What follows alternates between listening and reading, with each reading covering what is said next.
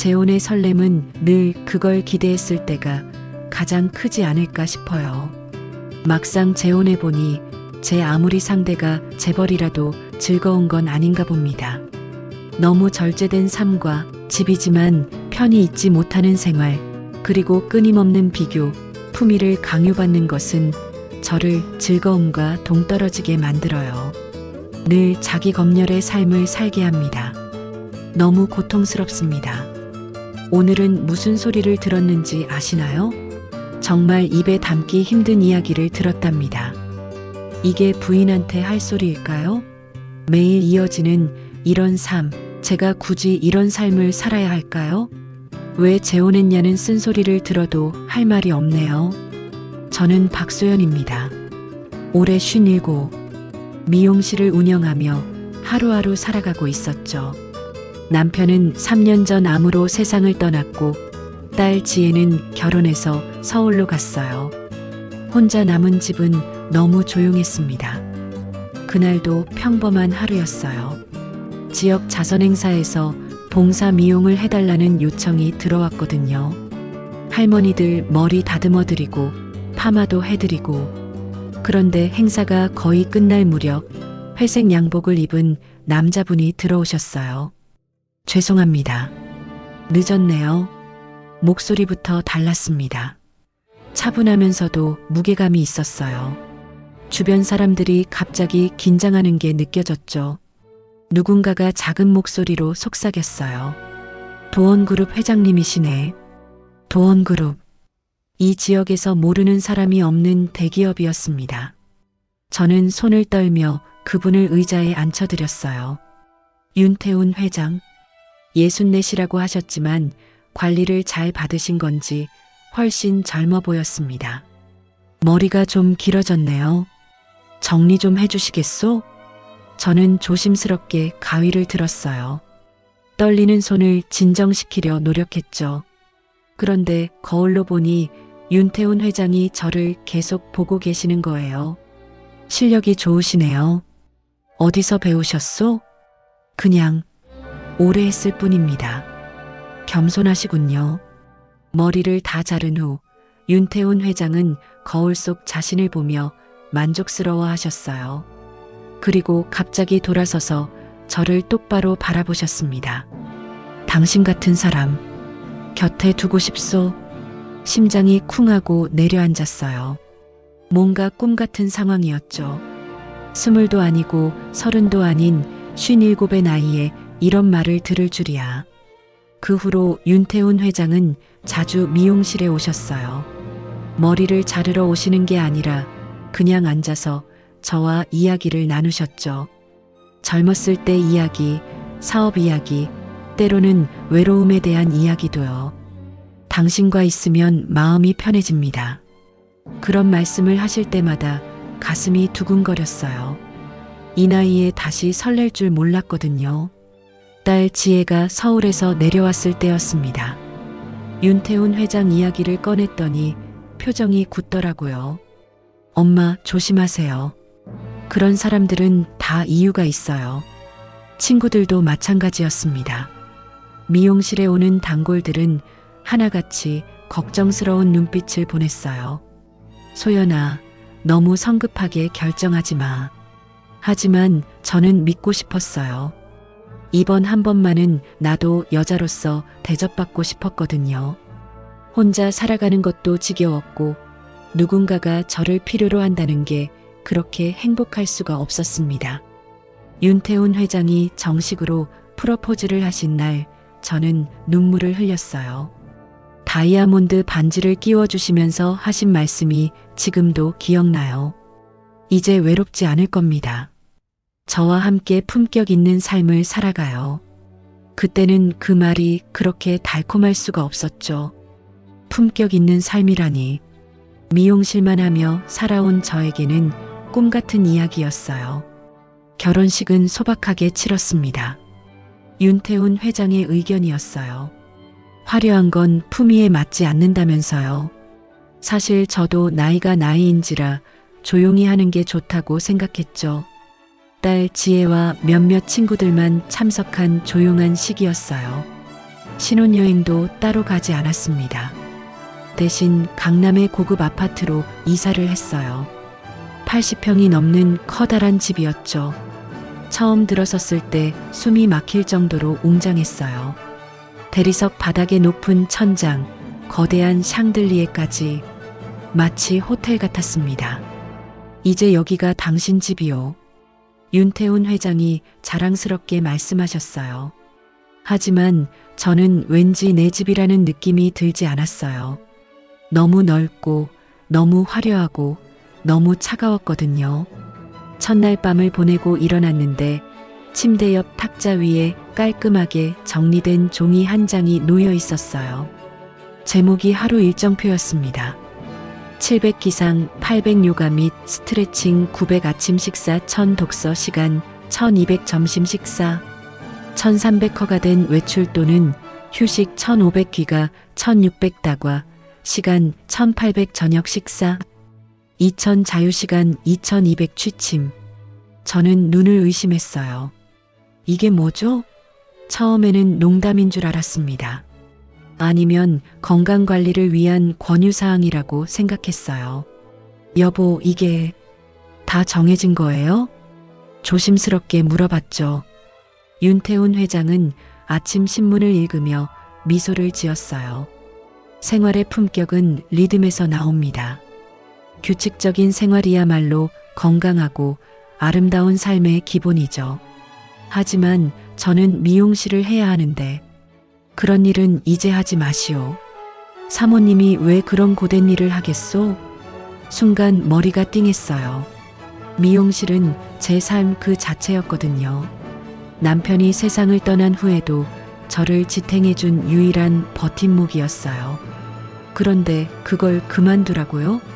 하지만 그게 제 일인데 이제는 품격 있는 사모님이 되는 게 당신의 일입니다. 단호한 목소리였어요. 더 이상 반박할 수 없는 분위기였죠. 저는 그날부터 정해진 시간표에 맞춰 살기 시작했습니다. 아침 7시에 일어나서 요가를 했어요.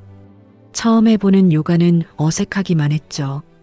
독서 시간에는 윤태훈 회장이 추천해 주신 경제서적이나 인문학 책을 읽어야 했어요.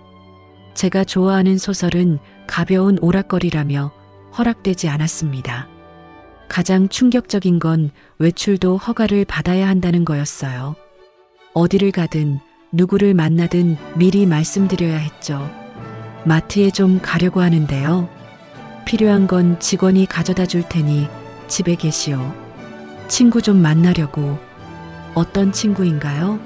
사모님의 품위에 맞는 분인지 확인해 봐야겠소. 저는 점점 숨이 막혔어요. 이게 결혼 생활인가요? 아니면 감옥 생활인가요? 하지만 윤태훈 회장은 늘 미소를 지으며 말씀하셨어요. 당신을 위한 일이오. 품격 있는 여성이 되려면 이런 절제된 생활이 필요합니다.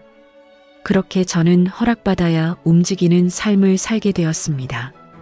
결혼식은 소박하게 치렀습니다. 윤태훈 회장의 의견이었어요. 화려한 건 품위에 맞지 않는다면서요. 사실 저도 나이가 나이인지라 조용히 하는 게 좋다고 생각했죠. 딸 지혜와 몇몇 친구들만 참석한 조용한 식이었어요.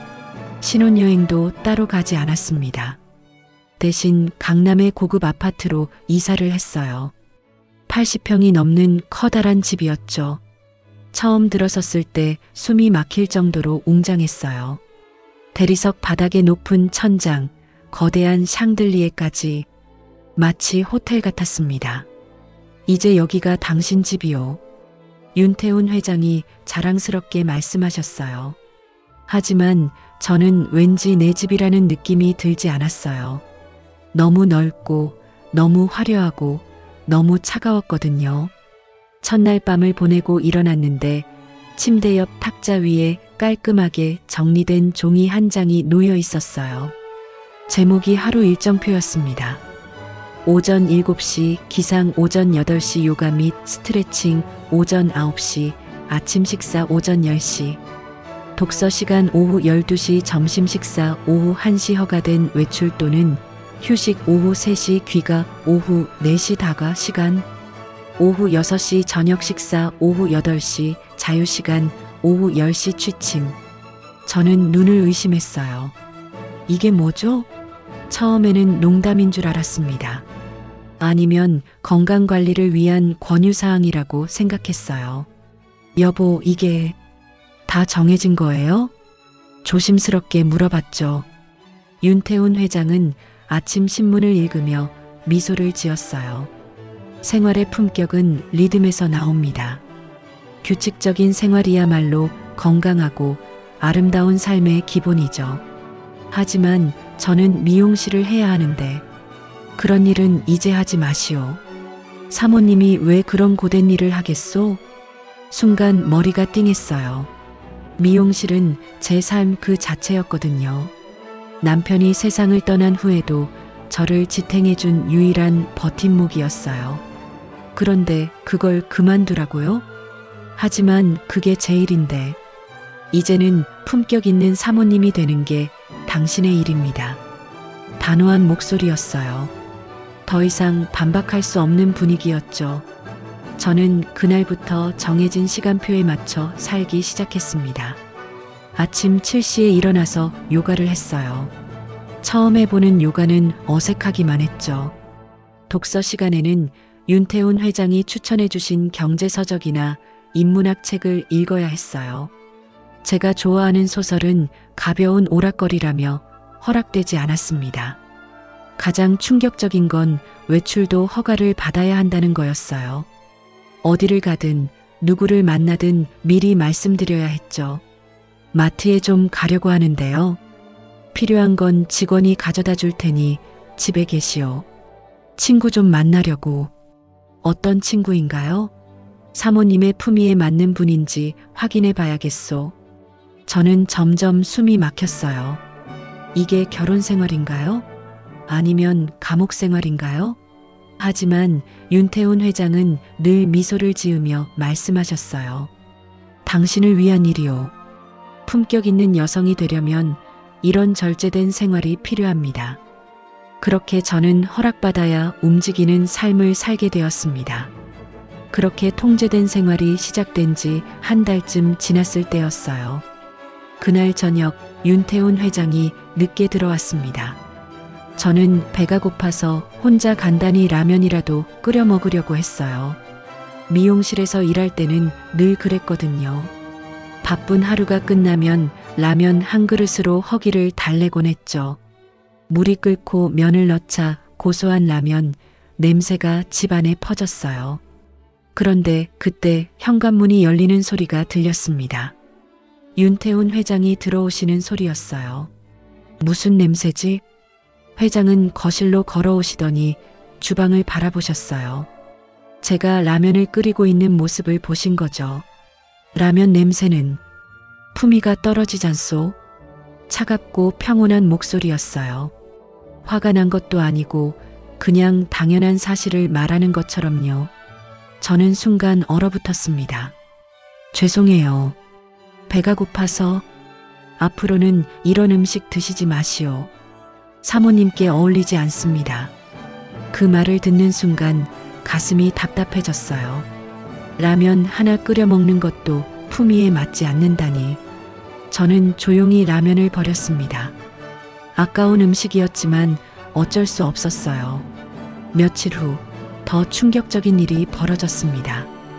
옷장을 정리하고 있는데 윤태훈 회장이 들어오셨어요. 손에는 고급스러운 드레스 한 벌을 들고 계셨죠. 이거 한번 입어보시오. 파란색 실크 드레스였어요. 정말 아름다운 옷이었죠. 하지만 뭔가 이상했어요. 새 옷 같지 않았거든요. 옷에서 은은한 향수 냄새가 났어요. 예쁜 옷이네요. 새로 사주신 건가요? 아니요. 전처가 입던 옷이요. 순간 손이 멈췄어요. 전처의 옷이라고요? 윤태훈 회장의 첫 번째 부인은 5년 전에 돌아가셨다고 들었어요. 그런데 그분의 옷을 저에게 입으라고요? 전처는 이 옷을 입고 늘 허리를 꼿꼿이 세웠는데 자세가 참 우아했소. 무심한 말투였어요. 마치 과거를 회상하는 것처럼요. 저는 어색하게 웃으며 드레스를 받아들었습니다. 한번 입어보시오. 사이즈도 비슷할 텐데. 거절할 수 없는 분위기였어요. 저는 화장실로 가서 드레스를 입었습니다.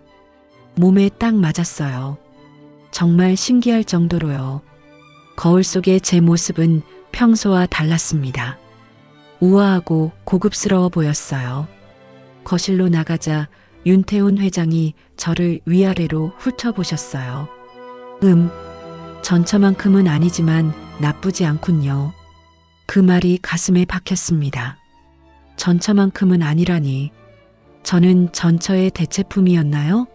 그저 빈자리를 메우는 존재였을까요? 전처는 이 옷을 입고 파티에 자주 나갔소. 모든 사람들이 감탄했었지. 또 전처 이야기였어요. 저는 점점 숨이 막혔습니다. 이 옷을 입고 있는 것도, 이 집에 있는 것도 모든 게 어색했어요. 당신도 전처처럼 우아해지려면 노력이 필요하오. 그날 밤 저는 드레스를 벗고 거울 앞에 섰어요. 거울 속에 제 모습이 초라해 보였습니다. 아니, 제가 아닌 것 같았어요. 누군가의 그림자 같았죠. 난 누구 대신 살고 있었구나. 그 생각이 머릿속을 맴돌았어요. 저는 박소연이 아니라 전처의 대역을 하고 있는 거였어요. 전처가 입던 옷을 입고 전처가 살던 집에서 전처처럼 행동하기를 요구받고 있었죠. 그때부터 모든 게 다르게 보이기 시작했어요. 윤태훈 회장이 저를 바라보는 눈빛도, 제게 하는 말도 모든 게 전처와 비교하는 시선이었어요. 저는 제가 아닌 누군가가 되기를 강요받고 있었습니다. 그렇게 전처의 그림자 속에서 살아가던 어느 날 윤태훈 회장이 말씀하셨어요. 내일 도원문화재단 창립 기념식이 있소. 함께 가시죠. 처음으로 공식적인 자리에 나가는 거였어요. 윤태훈 회장의 사모님으로서 말이죠. 저는 긴장됐습니다. 어떤 사람들을 만날지, 어떻게 행동해야 할지 막막했어요. 무엇을 입어야 할까요?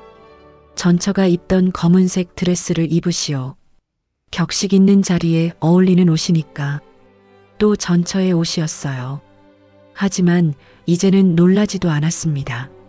체념하게 됐거든요. 당일 아침 미용사가 집으로 왔어요. 머리도 해주고 메이크업도 해줬죠. 거울을 보니 제가 아닌 것 같았어요. 너무 화려하고 어색했습니다. 아름다우시네요. 윤태훈 회장이 말씀하셨지만 그 눈빛에는 감정이 없었어요.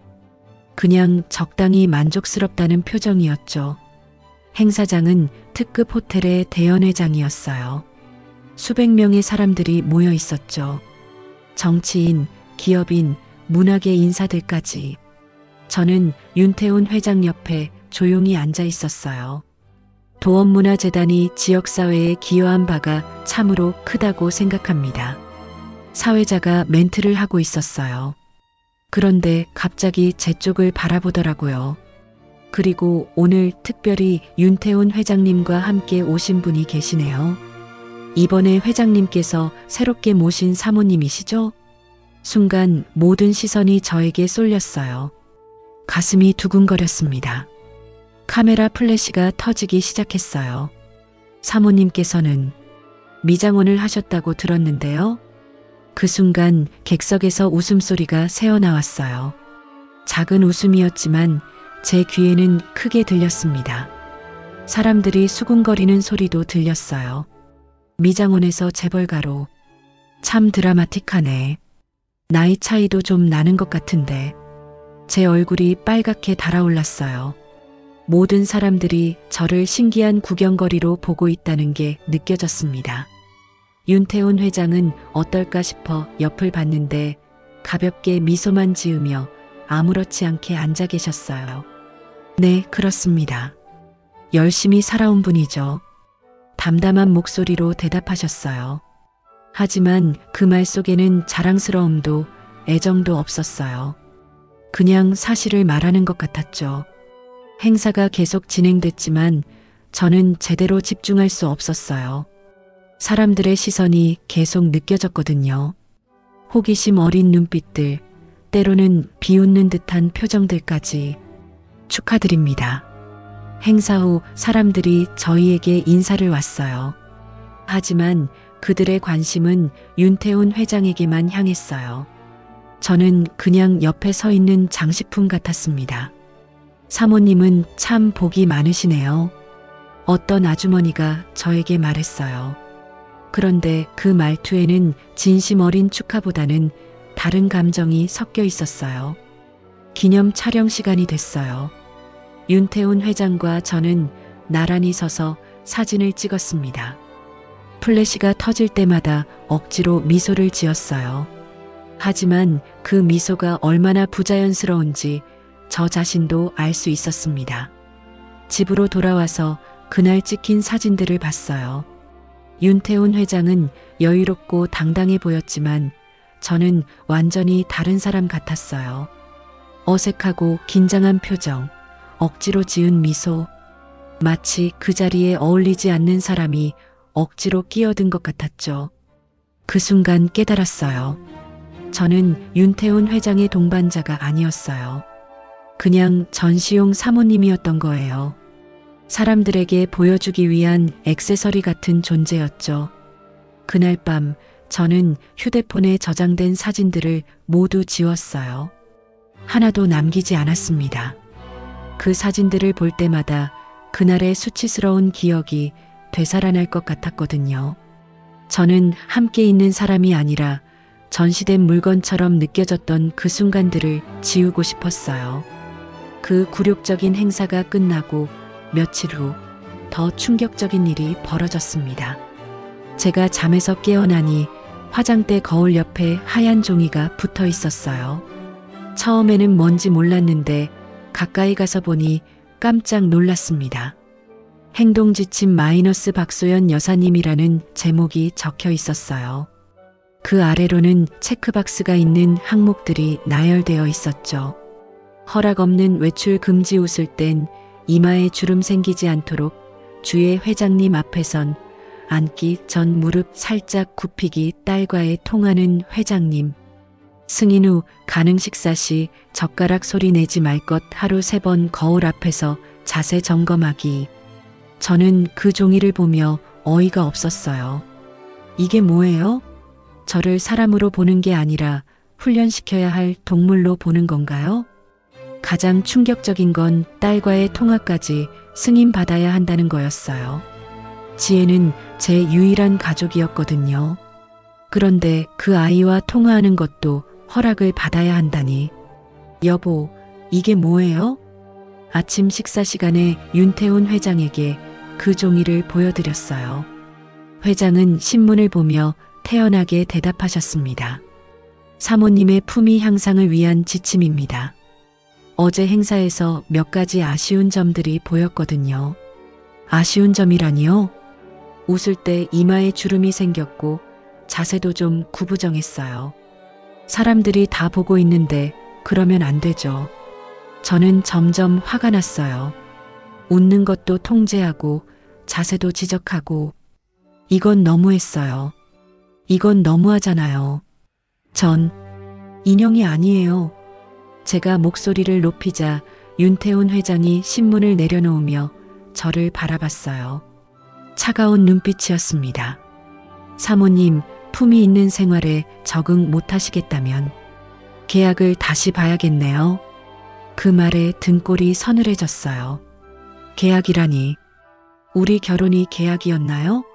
사랑해서 한 결혼이 아니라 계약 결혼이었단 말인가요? 무슨 말씀이세요? 결혼할 때 계약서에 서명하셨잖아요. 혹시 잊으셨나요? 저는 멍하니 회장을 바라봤어요. 결혼 계약서라니. 그때는 단순한 서류인 줄 알았는데 그날 밤 저는 침대 옆 서랍을 뒤졌어요. 결혼할 때 받았던 서류들이 거기 있을 거라고 생각했거든요. 한참을 찾다가 두꺼운 봉투를 발견했습니다. 떨리는 손으로 계약서를 꺼내 읽기 시작했어요. 처음 몇 페이지는 일반적인 내용이었어요. 하지만 뒤로 갈수록 충격적인 조항들이 나왔습니다. 제7조 배우자는 상대방의 생활 방식과 지침을 따라야 한다.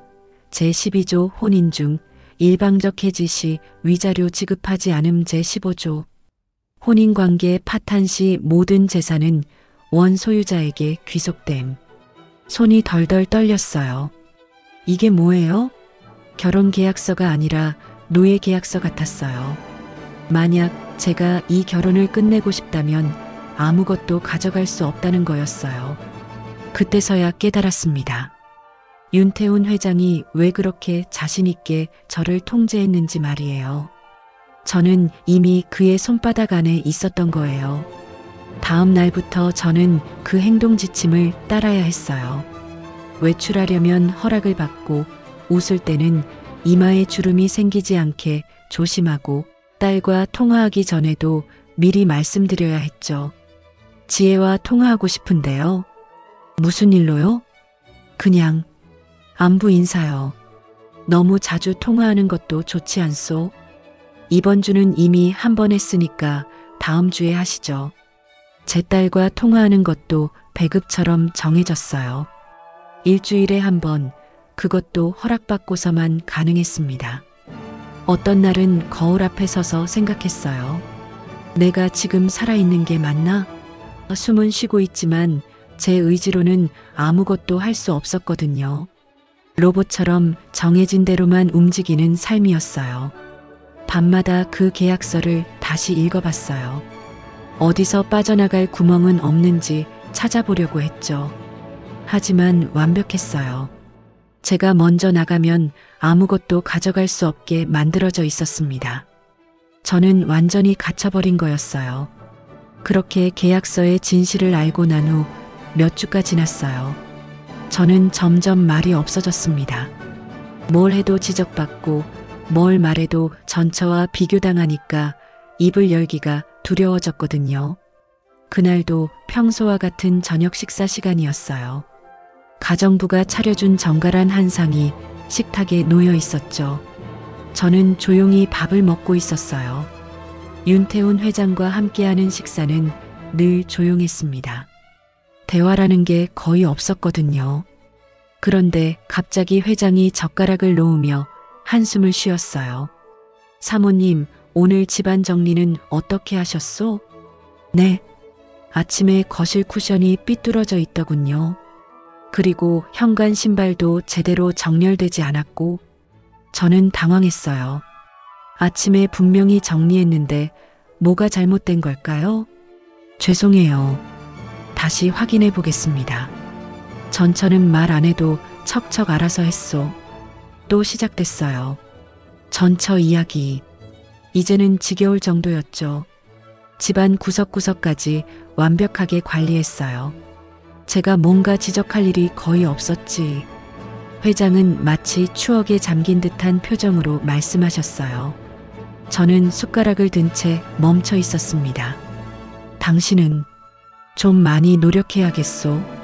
그 말이 제 가슴에 비수처럼 박혔어요. 좀 많이 노력해야 한다고요? 저는 지금까지 충분히 노력하지 않았다는 건가요? 저는 아무 말도 할 수 없었어요. 숟가락을 내려놓고 그냥 고개를 숙였죠. 목구멍이 막힌 것 같았어요. 전처는 이런 면에서 정말 완벽했소. 당신도 그 정도는 되어야 하는데. 더 이상 들을 수 없었어요. 저는 자리에서 일어났습니다. 저 먼저 들어가겠어요. 식사도 다 안 했는데 어디 가시오? 배가 불러서요. 거짓말이었어요. 하지만 더 이상 그 자리에 앉아 있을 수 없었거든요. 방으로 들어와서 문을 닫는 순간 눈물이 쏟아졌어요.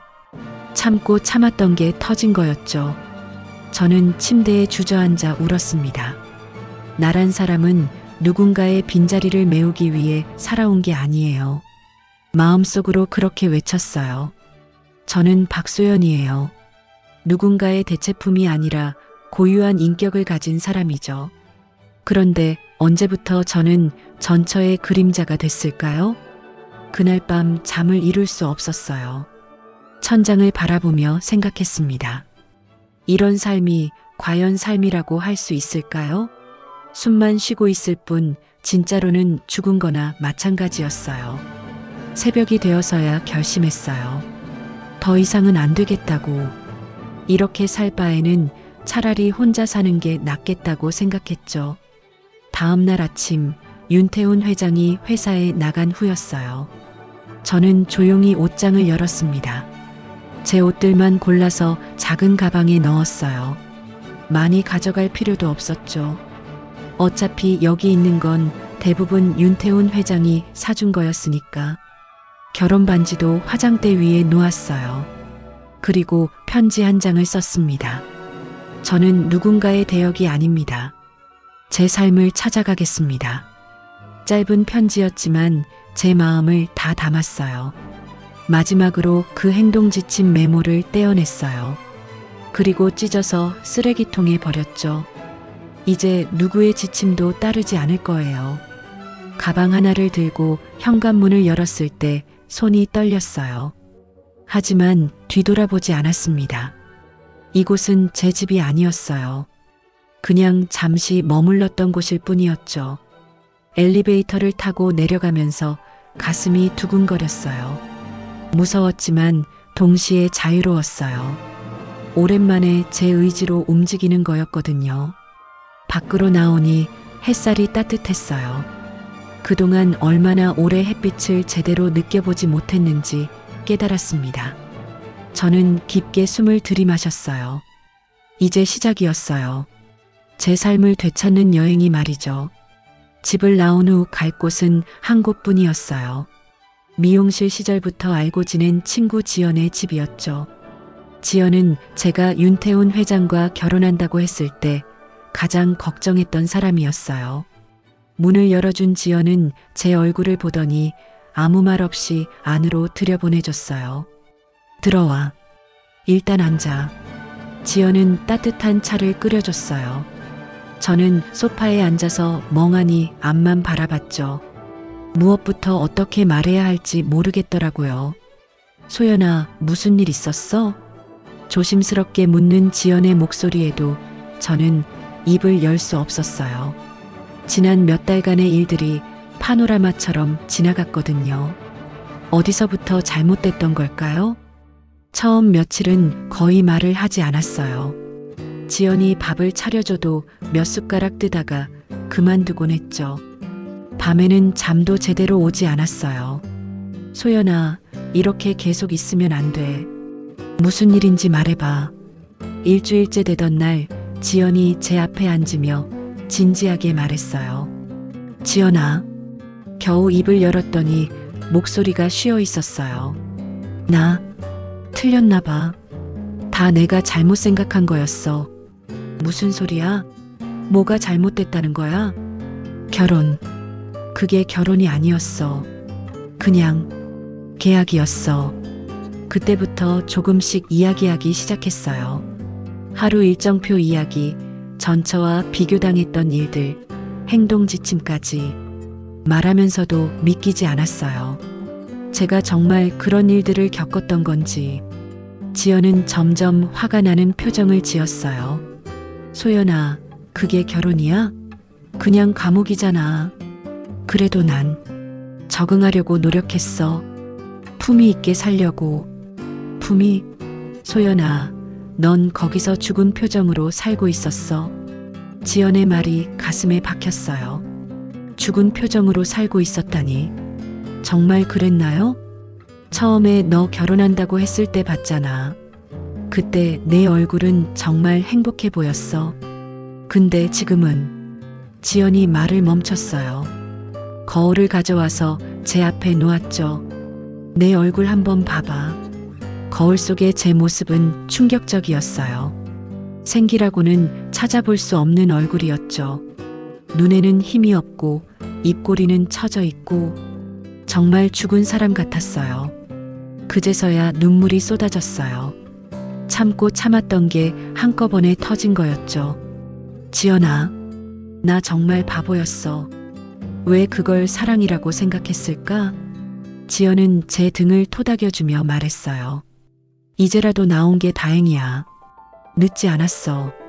며칠 더 지나서 마음을 정리한 후 저는 변호사 사무실을 찾아갔어요. 이혼 절차를 밟기 위해서였죠. 계약서 조항이 좀 까다롭네요. 하지만 불가능하지는 않습니다. 변호사는 제가 가져간 결혼 계약서를 꼼꼼히 살펴보며 말했어요. 정신적 고통이나 인격 모독 등을 근거로 할 수 있을 것 같습니다. 며칠 후 윤태훈 회장 측에서 연락이 왔어요. 합의를 하고 싶다는 거였죠. 체면에 금이 간다며 조용히 마무리하자고 했어요. 위자료도 어느 정도 주겠다고 하더라고요. 하지만 저는 단호했어요. 돈도 명예도 필요 없어요. 제 삶만 돌려주세요. 변호사는 놀란 표정을 지었어요. 위자료를 포기하겠다는 사람은 흔하지 않다고 하더라고요. 정말로 아무것도 원하지 않으시는 거예요? 네.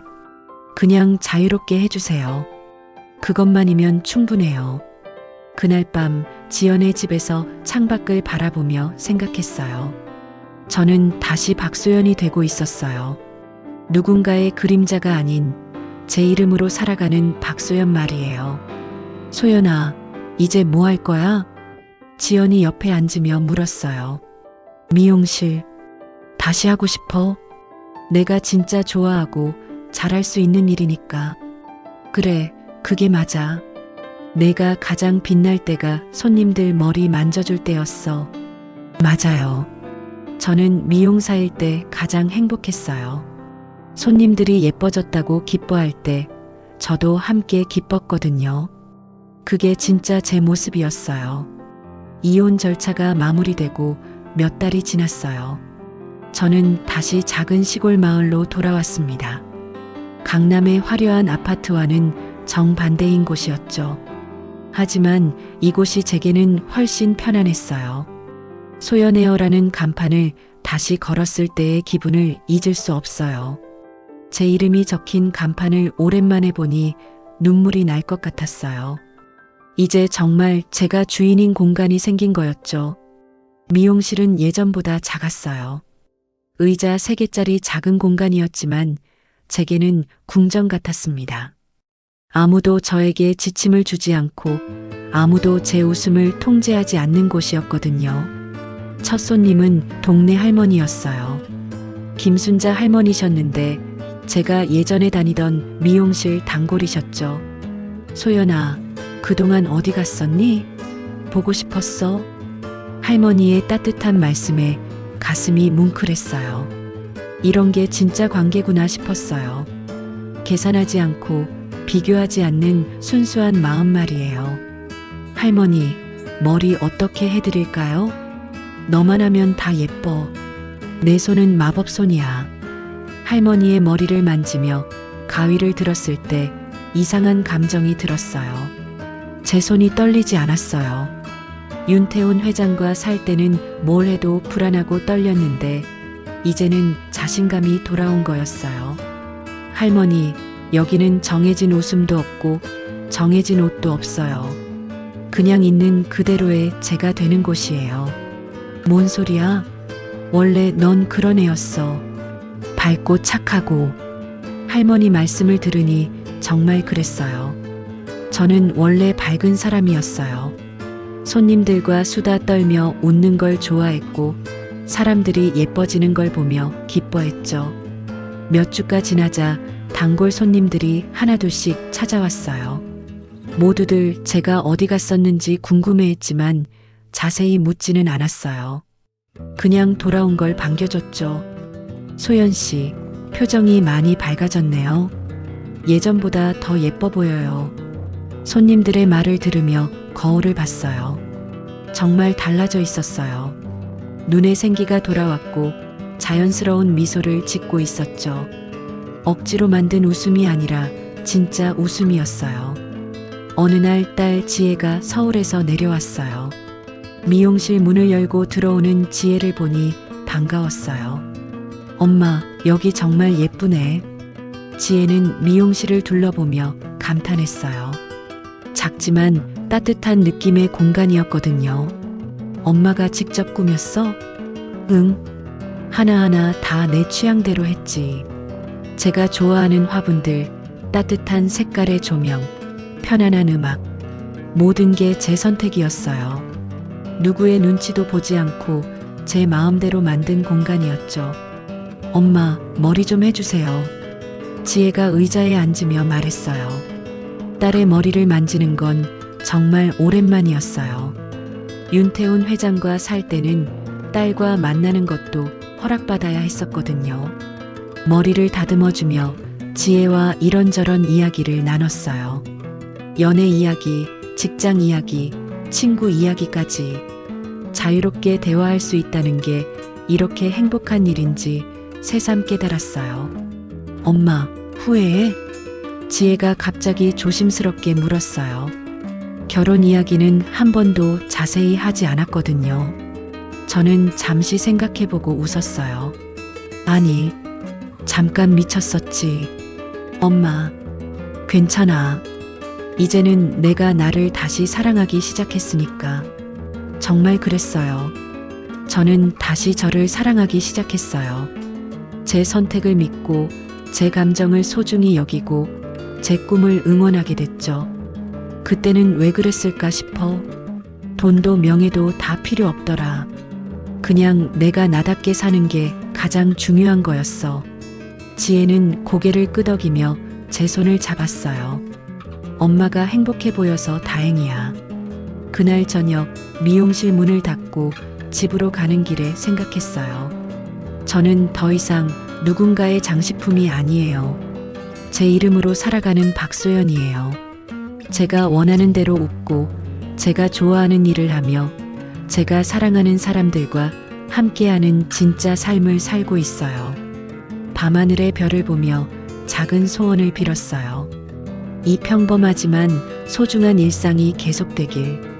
그리고 저처럼 힘든 시간을 보내는 누군가에게도 용기가 생기길. 늦었다고 생각하지 말고 다시 시작할 수 있다는 희망을 갖게 되길 말이에요.